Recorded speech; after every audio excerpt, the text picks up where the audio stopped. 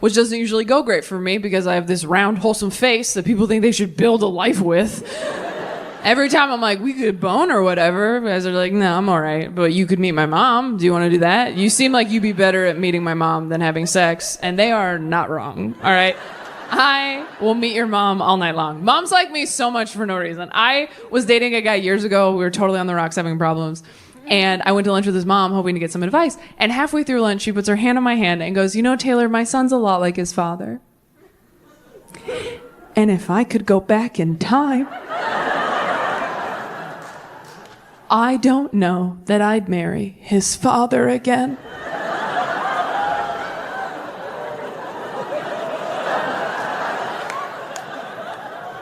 And I was like, are you saving my life in this Panera Bread right now? It was like a movie when an older character sacrifices themselves for the good of the journey. Like, she Gandalf'd me. She's like, fly, you fool!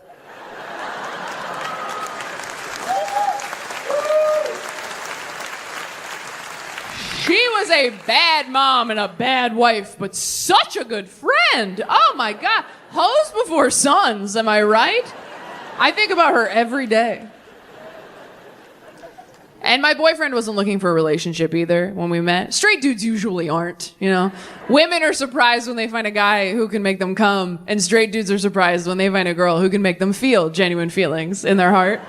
Like, women are like, he got me off 3 times, and guys are like, I mean, I just fucking like her, dude. Like...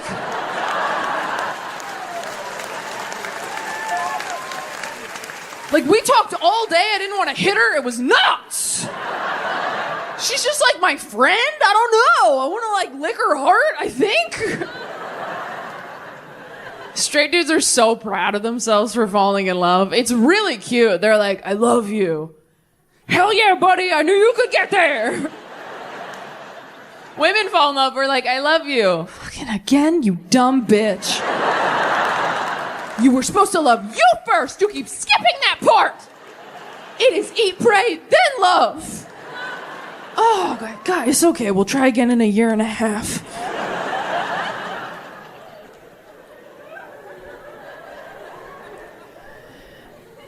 My boyfriend is 7 years older than me because I need to get back at my dad for some stuff.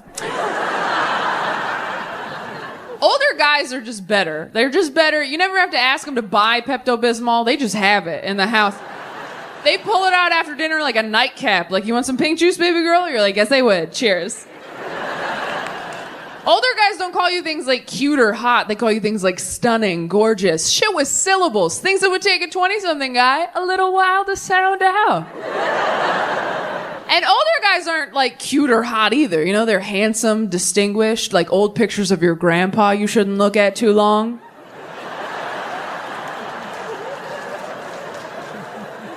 You ever find one of those in an old dusty box? You're like, who is that? Oh, that's wrong. Okay. They're not your family in those pictures yet. They're just the past. It is a gray area. Oh, I'll get weirder. You ever see a picture of your parents when they were young and hot and you get, like, weirdly mad because you know they would have never dated you? I saw a picture of my dad in college football once. I didn't talk to him for 3 weeks. I'm like, you would have left me at a drive-in, you Danny Zuko piece of shit. He's like, what? I'm like, I can't hug you for a year and I don't want to talk about it. My parents don't watch me do stand-up anymore. Don't worry. Don't worry, they're not interested. No Christian parents want to watch their daughter talk about depression and dick for an hour. It's not fun for them. My parents don't have a dark sense of humor, and I do, and I'm glad I do, because if you can laugh at the darkest stuff that's ever happened to you while it's still actively happening to you, sometimes that's what gets you through it. For example, here's a joke they will not like.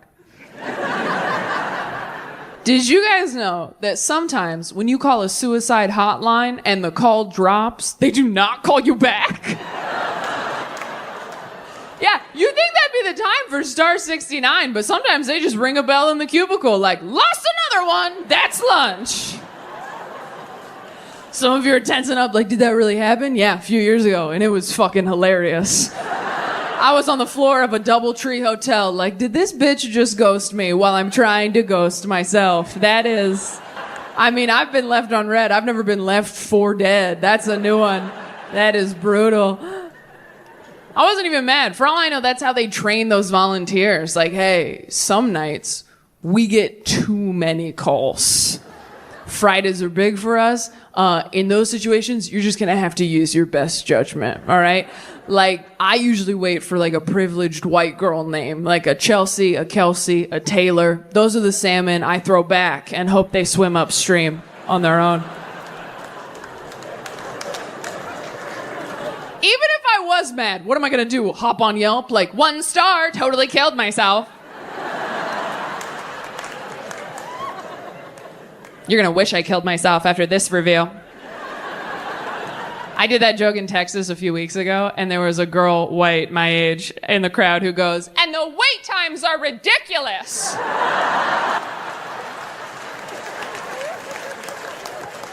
And she's right, okay? I think if you were a frequent caller, there should be some sort of rewards program. You know, like when you show loyalty to an airline, like you should be able to do that with suicide hotlines where you call in and they're like, "Please enter your rewards number." Boop, boop, boop, boop. Welcome back, Taylor.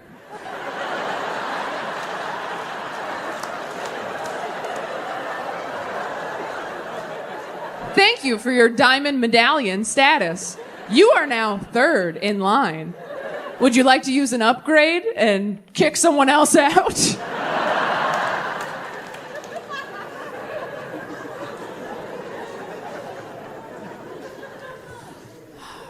My parents are still very, very religious. The real reason he and I broke up is the reason everybody breaks up. We were no longer having the amount of sex you need to have in order to ignore everything that's wrong with each other. Yeah, love is blind, lust is Helen Keller. So we weren't there anymore. And it got tough because I have a fairly high sex drive. Not crazy high, not like I'm gonna catch something at the bus station high.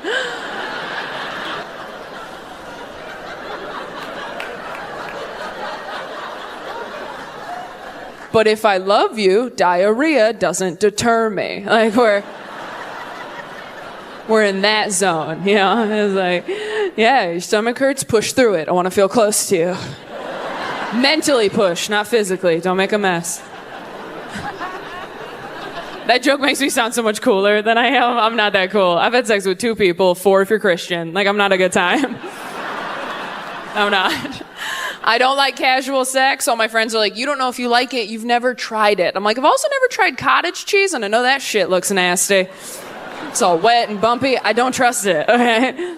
I had a friend try to convince me with this argument. She goes, "You have to try it, Taylor, because there is nothing as empowering as just banging some guy and leaving." I'm like, "I mean, that sounds good, but I don't know. Have you ever tried to make a dude's mom love you more than him?" That is power. I still talk to Sheila, so. Haven't heard from him in 8 years, but every Christmas she's like, "I miss you."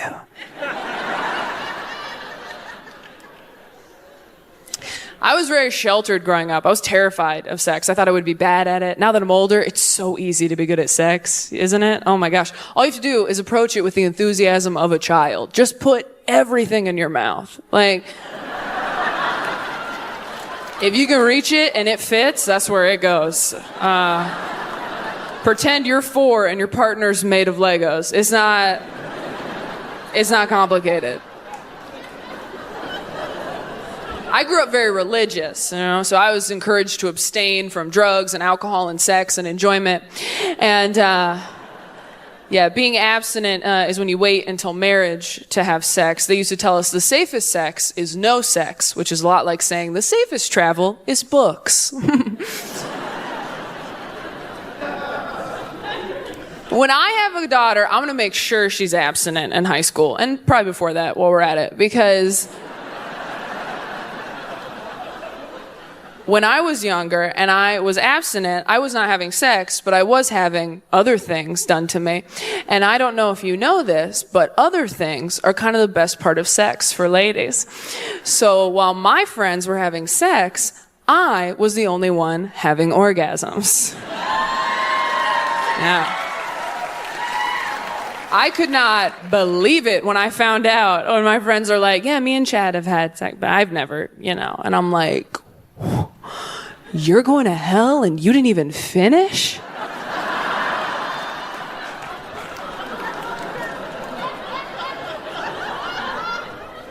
I'll pray for you.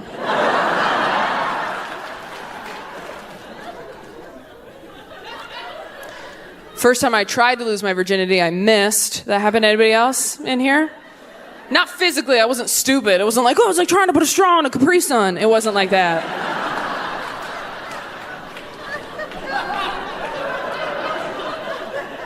What happened was, I was waiting until marriage or until Jesus came back, because I'm like, my dad will like him, right? And I waited, and then finally, I tried to lose it to my boyfriend in college, who said, no, thank you, which was a bit of a curveball. Nobody told me to expect sexual rejection as a woman. Nobody prepares you. From the time you start walking as a little girl, they're like, hey, everybody wants in there. You got to build a perimeter and keep everyone out. I was so busy trying to keep people out of me, I never thought I'd have to talk someone into me. Men take sexual rejection much easier because they're prepared for it. From the time they start walking, they're like, hey, Brent, you're a little creepy. Maybe keep an eye on that. You're going to need to get consent, which is a noise she makes, not a feeling you feel.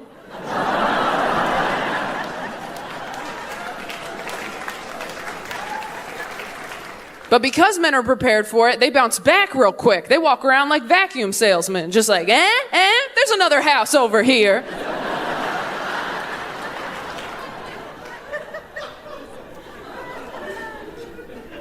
My boyfriend was nervous to have sex with a virgin, and I was like, well, the good news is you only have to do it once, and then guess what? Problem solved. I felt like a high schooler trying to get a job at the Gap. Just like, oh, well, we really want someone with retail experience. It's like, well, how am I supposed to get some unless someone takes a chance on me?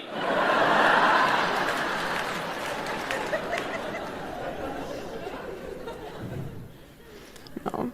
I was literally told by somebody that getting rid of my virginity as a woman was going to be like handing out free samples at a Costco. And instead, I felt like one of those guys on the Vegas Strip trying to hand you a nightclub flyer. It's like, no, come on in. It'll be fun. There's lights. It's kind of damp. Get in here.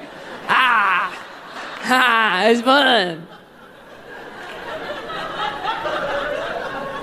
But you know what they say? Women always go for men like their fathers. So I keep going for guys who do not want to sleep with me. Like, that is so like my dad. All right?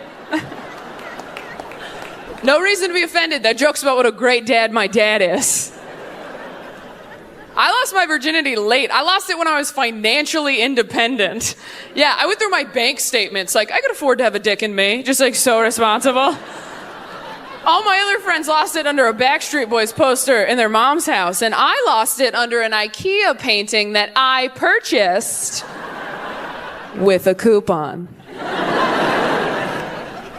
But I'm glad I was raised that way because it taught me how to choose sexual partners in a very responsible way, okay? Because when I was younger and I was waiting, I would tell guys, I'm not ready to have sex yet. Is that okay? And anytime guys were really cool about that decision, that just made me want to have sex with them more because there is nothing hotter than someone respecting your boundaries. You're just like, what? Take your pants off. Get over here. The hottest thing you can say to a girl is, hey, we don't have to do anything. Now we do. So I still do this as a sexually active adult. I pretend I'm not ready to have sex with someone new yet, just to make sure they're a good person first. I call it the gobstopper test. I go, oh, I'm not ready. Is that okay? He's like, totally fine. No worries at all. And I'm like, Charlie, you won! You did it! I knew you could, my boy. Now come inside my chocolate factory. It's all for you.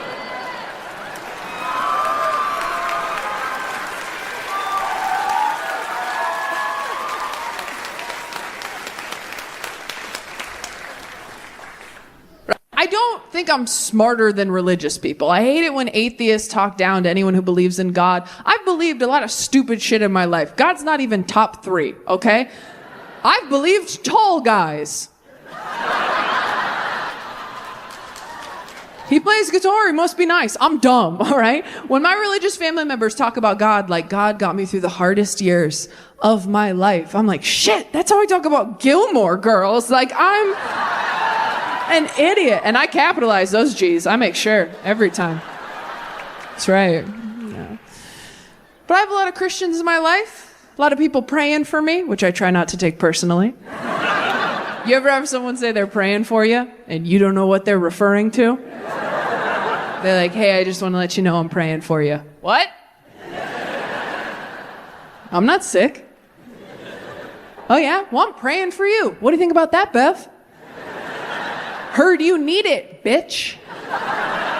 She's like, no, God's just been putting you on my heart lately. Well, tell God to scrape me off your heart because I'm doing awesome, okay? I don't know what you heard in the church parking lot, but that was a family matter, Bev. I'm going to tint the van windows.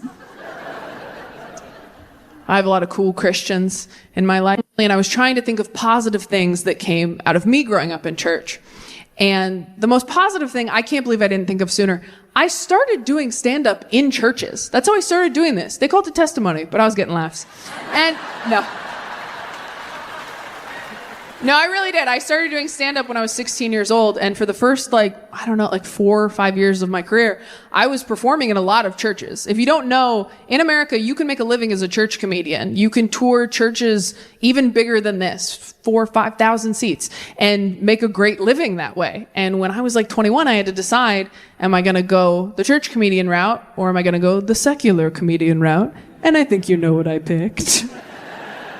But I am so grateful to have that as my foundation for my stand-up career. I mean, I got so much professional stage time in front of thousands of people. I got paid. I learned how to work clean and perform in any room. And I think about that a lot. I'm so grateful for it. And I know a lot of you are probably sitting there right now going, well, that's nice. It's cute that you're grateful, Taylor. And we get what you're doing with the church and everything. But, we've seen your stuff now. And there's no way you could perform in churches now. And here's the thing, I don't want to. And I probably won't. But I fucking could though, okay? Oh, if I get canceled or some shit, I'm a fucking professional and I will be returning to churches, okay? I will turn this ship around so goddamn gosh darn fast. In a fetus's heartbeat, I'll go back to churches. I will rebrand like you've never seen. I'll get real big hair, marry a man, let him lead. Write a book called Submissive Wife, Submissive Life. Adopt a southern accent out of nowhere. And yeah, I'm going on tour. I have the beginning of the show all planned out in my head. It's going to start off pitch black auditorium. Then on the big screen, I'm only doing mega churches. That's where the money is. On the big screen, a black and white montage, probably starting with the Netflix ba-daw noise. They own my ass for 8 more years. A black and white montage of all my raunchiest jokes from my 20s. And that's why getting a guy to wear a condom is like, fade out to demon noises. Freeze frame on my young face. Lights slowly come up as I walk out wearing all... You know what? I'm just going to show you.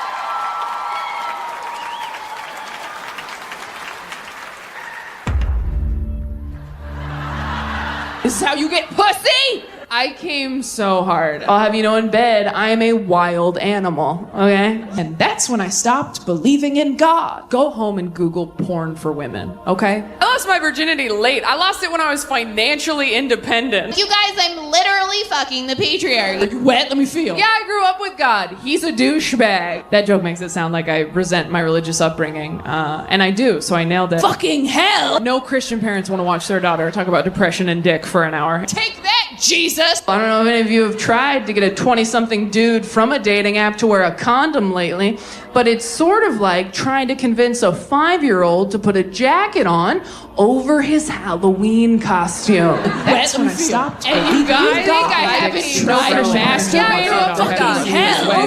That sucks. Jesus!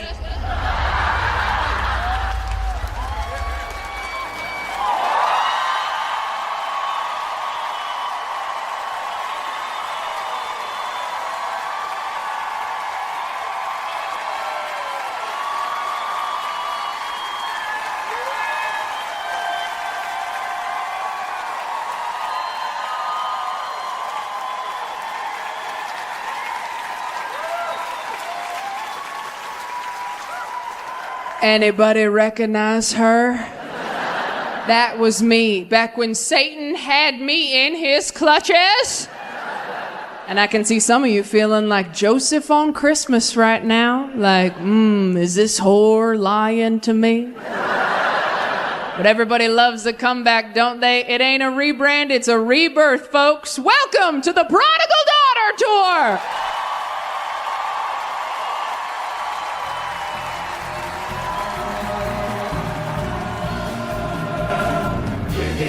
Give me a man after midnight. Oh, somebody else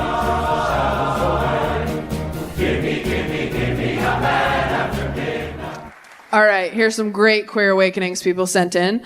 Thank you for coming to this. You did not have to. AI is getting pretty good. It's getting way too good. I don't trust it. My iPhone started capitalizing the G in God again without asking me. Did that happen to anyone else? Yeah, I don't know which update it was, but all of a sudden my iPhone's like, did you mean King of Kings? The robots are coming and they love the Lord. Are you guys worried about the robots? You concerned? Yeah. Have you looked at the people in your life, your friends, your family, and then back at yourself and gone, uh-oh. But this last breakup was different for me because this was the first breakup I had gone through since I got on Netflix. And before I was on Netflix, every time I went through a breakup, my friends were very supportive. Like, we're so sorry, we're here for you, it'll get better. Then I got on Netflix and I went through a breakup, and all my friends were like, well. I mean, you have your dream job. So, yeah, all my friends looked at my sad face and went, you can't have it all, bitch. All of them. And I was so offended. And then I thought about it for a minute, and I was like, you know what? I don't want anybody to have it all either. None of us do. It's why they keep putting out Marilyn Monroe documentaries where they're like, she's actually pretty sad. And we're like, yeah, she fucking was. Nobody wants anybody to have it all. If someone has their soulmate, you don't want them to have their dream job too. If someone has their dream job, they don't get to be in love on top of that. If someone has their dream job and their soulmate, bare minimum, their parents better be divorced. I'd prefer they were an orphan.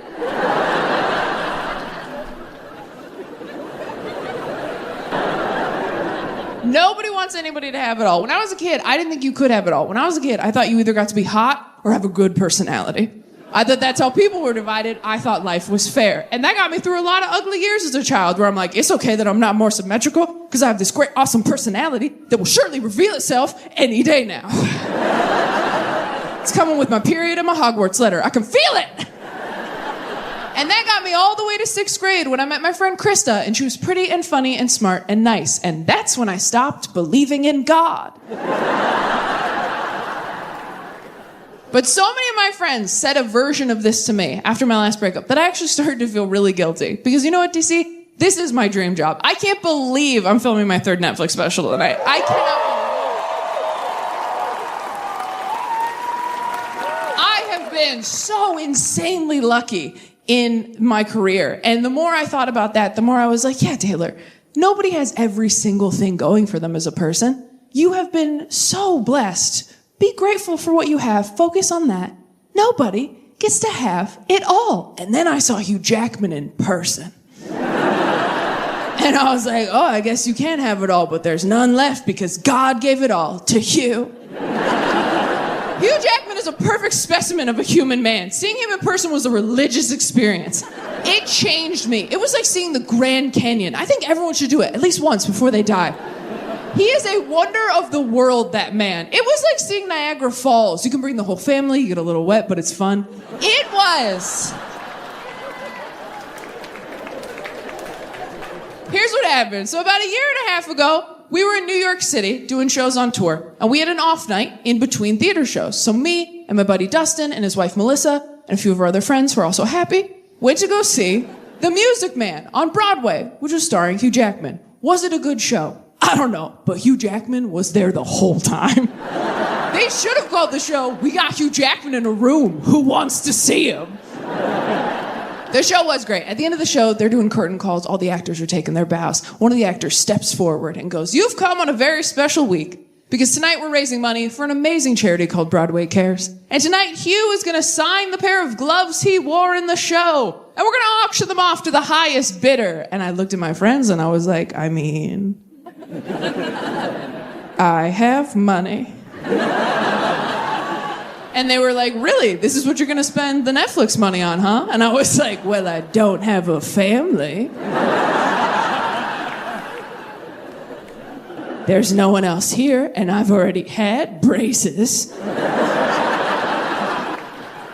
If I can't have it all, I'm gonna have those gloves. Also, I just thought it would be hilarious as a bit because everybody asks you when you get on television, they're like, what'd you spend that money on? Did you buy a new jacket? Did you buy a new car? And I'm like, how funny would it be if my first big TV purchase was a pair of sweaty gloves worn by Wolverine, right? It's like, what am I, a man? So dumb. So I start competing in the auction, and I'm doing pretty well because I got nothing to lose and no one to live for. And I'm doing so well that it gets down to me and just two other bidders. It gets down to me, an older woman towards the front, and I kid you not, Jake from State Farm. That is 100% true, that detail, and I hesitate to include it because it makes the story sound like a dream I had once. Like, so in the dream, I'm trying to get Hugh Jackman's gloves. But then Jake from State Farm's there. He thinks he's going to get them. I'm like, fat chance, commercial boy. Those gloves are mine. Then Flo from Progressive rides in on a horse for some reason. But whoops, who's that? Tony the Tiger pops a wheelie on his motorbike. All cash offer. Can't beat Tony. That's old money. So it is now down to me, this woman, and Jake. I think what happened next was, I think Jake could tell that me and this woman needed the win more than he did. So, like a good neighbor, State Farm backs out. It is now down to me and this woman. We are ping-ponging back and forth, back and forth. I think I blacked out for a minute because when I came to, we were at a number that I've not agreed to pay since college. So exactly like college, I'm like, oh, this is crazy. I'm not going to finish.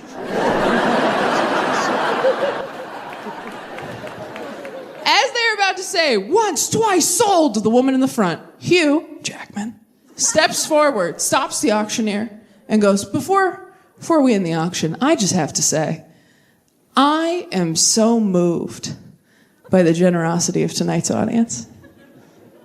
You know, I have 2 gloves. If I were to sign both of them, would these 2 ladies match each other's bid? And he looked right at me.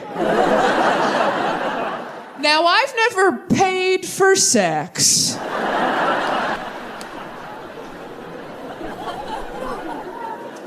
But I did drop $7,000 on eye contact with Hugh Jackman.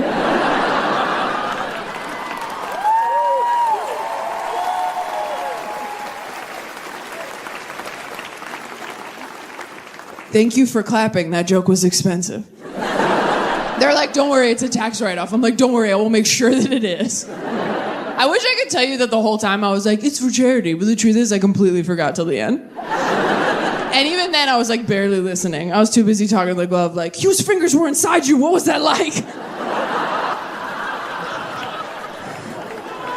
He's surprisingly gentle. I knew it.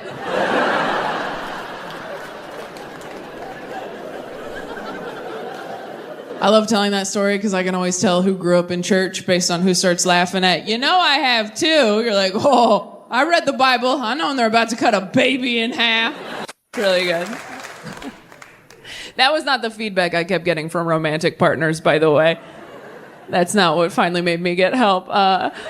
Every guy I've ever dated has told me I have trust issues, which is something liars say when you're onto them.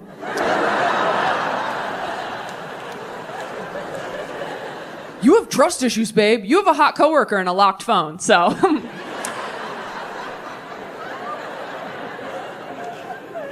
I have trust issues, but I earned them, okay? I absolutely earned them. Like, I got cheated on in college. My college boyfriend was sleeping with sex workers behind my back, or prostitutes if you're old and don't know that word's not okay to use anymore. Sometimes older crowd members can get confused because they're like, what is a sex worker? Is that what my granddaughter does on Instagram? And you're like, no. She's just hot. That's a FabFitFun box. That's a different thing. Your granddaughter doesn't, that's not a job. That's not real. You can't say prostitute anymore. Calling a sex worker a prostitute is like calling a comedian a clown. You're not technically wrong, but you are a fucking asshole. So... But I told my therapist I got cheated on like this, and she didn't say what I wanted her to say, which was, poor baby sweetie, this session is free. Instead, she goes, well, you might be a self-fulfilling prophecy. And I was like, oh. And she's like, no, it's a bad thing. And I was like, oh. Well, then could you say I have self-fulfilling prophecy? Is Selena Gomez a self-fulfilling prophecy? And I said, what does that mean? I'm a self-fulfilling prophecy. And she goes, well, sometimes we expect someone to treat us poorly, so we treat them like they're going to treat us poorly until they do. You thought someone was going to cheat on you, so you treated them like they were going to cheat on you until they did cheat on you. And then you were like, see? And I was like, oh, so I'm a witch.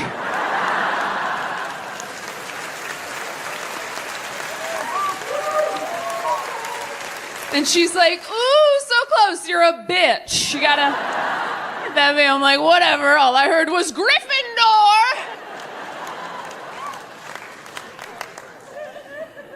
I am working on my trust issues. I was so much worse when I first started seeing my therapist. I told her, like, first session, I was like, the guy I'm dating keeps answering my phone calls, hey, beautiful? And she's like, so what's the problem? I was like, I mean, I don't know yet. But when I find out who beautiful is, she's like, do you think it might be you? I was like, I'm sorry. I thought we were here to work. I think I'm cute or whatever now, but I was an ugly kid with honest parents. And that shit stays in your bones, all right?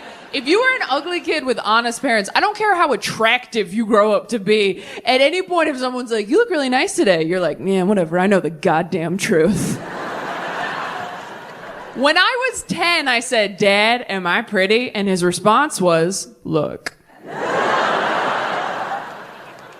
I'm not the best looking guy, right? No, but I wake up every morning and I try. I take a shower, I put on a nice suit, and I do okay. And then he went to work. And I became a comedian, I guess. That was his response to his 10-year-old daughter. Just like, you and me, potato face, these are the cards we were dealt. Get clean and match. That's all you can do. Don't sleep on wet hair. Can't do that. Maybe wear a hat sometimes. Cover up some of that head. I'm sorry, there's so much of it. I think I'm pretty. I have a big head. I know I do, because every guy I've ever dated has made a point to be like, I love your big head. That's my favorite thing guys do when they compliment the thing you hate most about yourself. They're like, I love your soft arms. You're like, okay. Yeah? I love your weird balls. How does it feel? How does it feel to be accepted? I'm a nightmare to date. Anything nice you do or say, I'm just like, whatever. I dated a guy once who told me that flirting with me was like punching water. And I was like, why? Because it's pointless or because you look stupid doing it? He's like, did you hear it? I'm like, I heard it that time. Yeah. And then he cheated on me. So, you know, prophecy fulfilled. I can't help it. At the beginning of a relationship with a guy, I just assume anything nice he does is a move he pulls on everybody. And I'm not gonna fall for your choreography, sir. I'm like, oh, is this your move? You open the car door for me on the date? This is like your move. This is how you do it. It's cute. Bet that works a lot. Oh, is this your move? You go with me to my grandpa's funeral, hold an umbrella over my head in the rain? This is like your move. This is how you do it. Like, oops, don't get wet. Oops, I am. Whatever.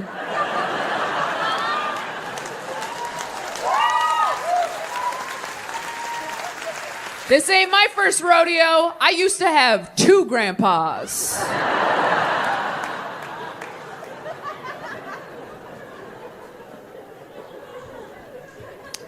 Oh, is this your move? You die next to me in a hospital bed at 86 years old, holding my hand for all eternity? This is like your move? This is how you get pussy? He's like, we've been together for 60 years. I'm like, you're a fuckboy, and I know it. Don't bury me with this guy. He's been dying with other people behind my back. I can't prove it. Check his phone when he uses the bedpan. He came out, he goes, thought he found a new angle, right? He comes out, he goes, we always kind of rush through the Christmas story, don't we? Since we all know it so well. But if you ever really stop to think about what this must have been like for Mary, and all the women were like, oh, and all the men were like, no. Which one's Mary again? Oh, are you talking about the vessel? You talking about the hole we put the Lord in? You talking about the Jesus jar? You talking about the Christ cubby? You talking about the Savior sack? You talking about the prophet pocket? We could keep going, but we have to move on. But that's a fun game to play, to come down from the cousin fight, if you want. That Mary POV sermon went over so well for him that he came out the next year all excited. Like last year we talked about what it must have been like for Mary to find out she was pregnant with Jesus. But have you ever stopped to think about what this must have been like for Joseph? And all the men were like, finally! Representation! I also think whores are lying to me! Joseph was Mary's betrothed at the time. Again, I don't assume everybody knows all the Bible stories. You grew up in church, you're like, everybody's learning these. Nope, some kids were having childhoods on their bikes. Yeah. Is there anyone in here who never went to church, has never believed in God, never been religious at all? Wow, all in the back. That checks out.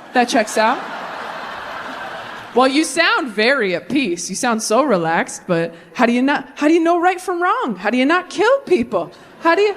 Some Christians talk like that. My dad growing up was like, if I weren't a Christian, I'd be in jail. And I'm like, whoa, I'm 6. Let's do Goodnight Moon tomorrow instead of Dad's Dark Thoughts. Some Christians walk around like, yeah, if Sky Dad didn't have me on house arrest, there'd be some mud on my boots. And you're like, cool, let's only hang out in groups. But if you didn't grow up in church, you might not know a lot of Bible stories. You might not know any Bible stories. I won't put you on the spot, don't worry. I used to learn my lesson. One time I asked someone and they panicked and went, VeggieTales! I called off my engagement. Don't do that. Your happiest married friend doesn't remember what it's like to be heartbroken. She's like, well, what are you going to do now? You going to get back out there? Are you seeing anybody? And I was like, nope, just going to focus on my career for a little bit. And she's like, well, why can't you focus on a career and a relationship at the same time? And I was like, how do I explain this in a way you might understand? Why can't I focus on a career and a relationship? Have you ever been on the freeway in traffic and your lane stops, but the one next to you keeps moving, so you get in the one that's moving, and as soon as you get the one that's moving, that one stops, and the one next to you starts moving again. So you get back in that first one, because that one's moving now, and as soon as you get back in that first one, that one stops again, and the one next to you starts moving. And after you go back and forth a few more times, at a certain point, you're like, okay, is it fucking me?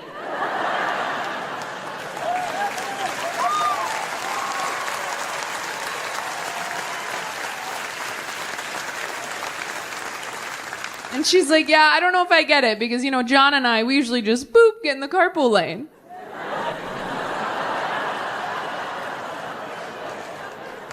And I was like, where's your baby? I'm gonna drop it. I'd like to have kids, too, which is a shame, because I'm so talented.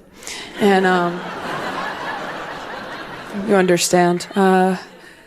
I don't know what happened. A few years ago, I was like, yeah, I'll get to kids. And now it's like every day I wake up and my brain goes, you have goals. And my body's like, I'm empty, like all the time. I saw a baby in a fedora last week and I was like, I need to make something and put a hat on it right now. It came from somewhere inside me I didn't know existed. I felt like a young boy who'd just seen porn for the first time. Just like, what's happening to my body? I have to go home forever. I do still get annoyed with other people's kids, which I think will keep me empty a little bit longer. Like my biggest pet peeve are those babies that wave at you from strollers. Have you seen these babies? They're strangers to you, but they wave like you owe them money or something. And it's like, hi, don't engage. It's a trap. The same thing happens every time. Hi. Hi. Hi. Hi, sweetie. How are you? You know why they laugh? Because they just wasted your time. They know one word. It's not a conversation. That's a dead end. That would be like me walking up to a French person like bonjour. They get excited, start talking to me in French, and I just go, ha ha! Then a bigger person wheels me away in a carriage. Au revoir, asshole. You thought you made a friend, baguette.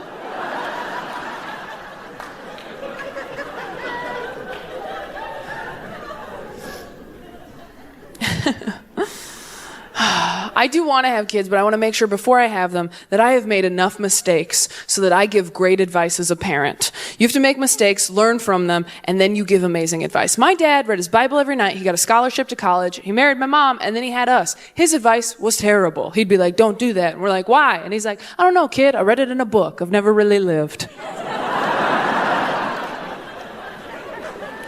Joel Osteen pose. My uncle was a drug-dealing alcoholic who got shot in the 90s. I listen to everything that man says. Because he can back it up. He's like, don't do that. Why? Because Uncle Larry P's sitting down now.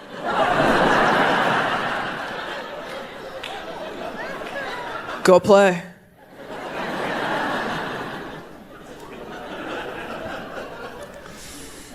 I just don't want to be one of these people that has kids too soon before I think about what it's going to be like. Like, my biggest fear is the technology thing. Like, my kids are always going to have the internet. And don't get me wrong, I'm young. I had the internet pretty early. I got the internet just as I was going through puberty, which was awesome. I had a magic box I could hop on and be like, is this hairnormal.com, upload picture? And then someone from Arkansas is like, you're probably fine. And I'm like, cool, I'm getting back on my bike. Like, I don't know what people did during puberty before the internet, just like read Judy Blume until they started tingling. Like, what happened?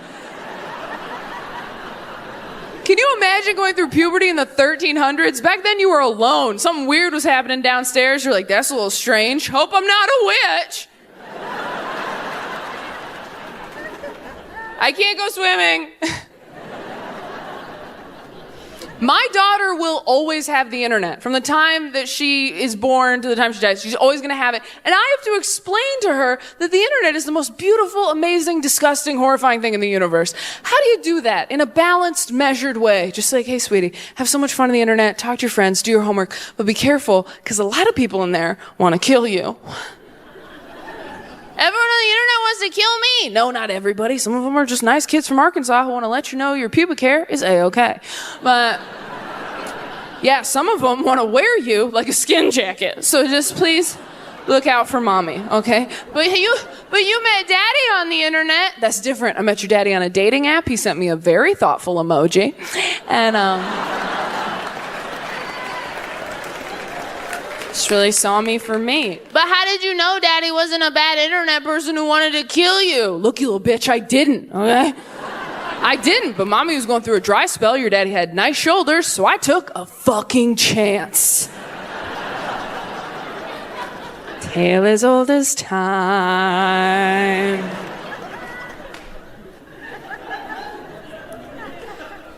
In therapy, I figured out the day in my childhood I became an emotional eater. I was 8 years old and I was eating a bagel in the kitchen, and my dad came in and he goes, "You're going to want to put that bagel down. I got to tell you something." And that's when he told me that my mom had died.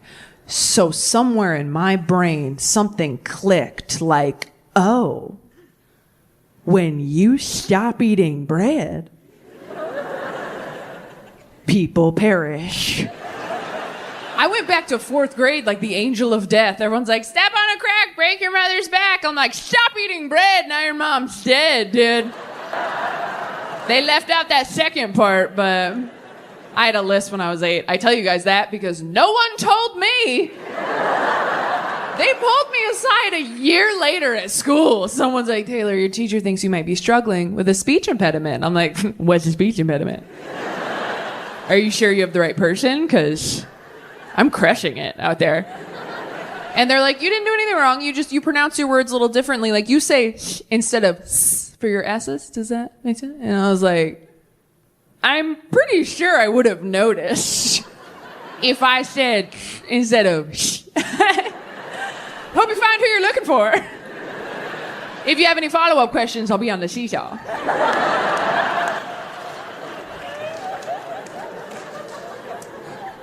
I know dead mom jokes make people uncomfortable. I know that. And if you are uncomfortable, I don't know what to say. You should have worked harder so it was you up here.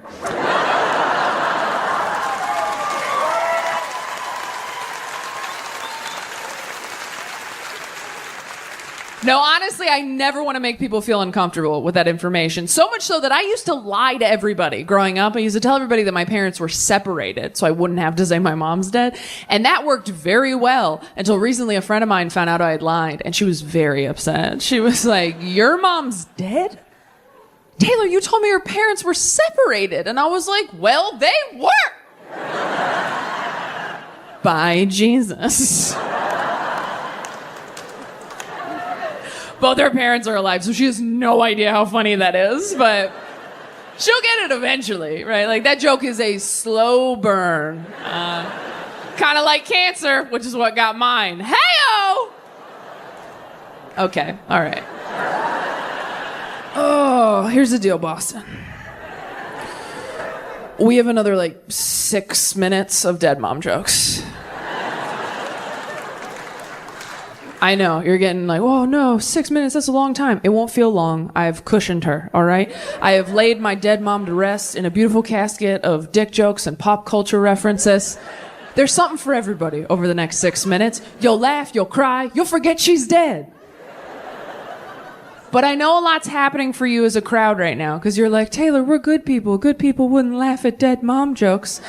I'm here to tell you that if you're trying to be a good person at a comedy show, you're wasting your goddamn time. Trying to be a good person at a comedy show is like trying to recycle at a theme park. You're already in here and part of the problem. Put your hands up and have fun. And I know you're good people. You're like, "Taylor, we've known you for 25 minutes. We hate that anything bad ever happened to you even once." Thank you so much, Boston. But what you have to understand is the bad thing already happened. And now I'm talking about it into a microphone in front of people who paid to be here. Which means now the bad thing is money. Do you think I'd be this successful at my age if I had a live mom?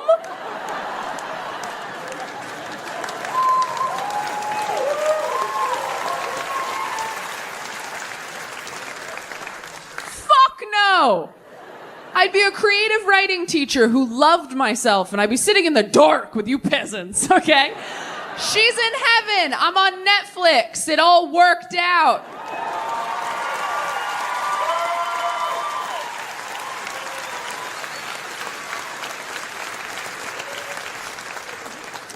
That is a real thing I said in therapy.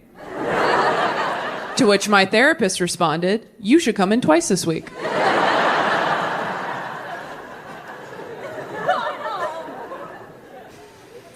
Some people get sad because I was 8 when it happened, but 8 is a great time to lose a parent because you're so stupid, you barely know what's going on.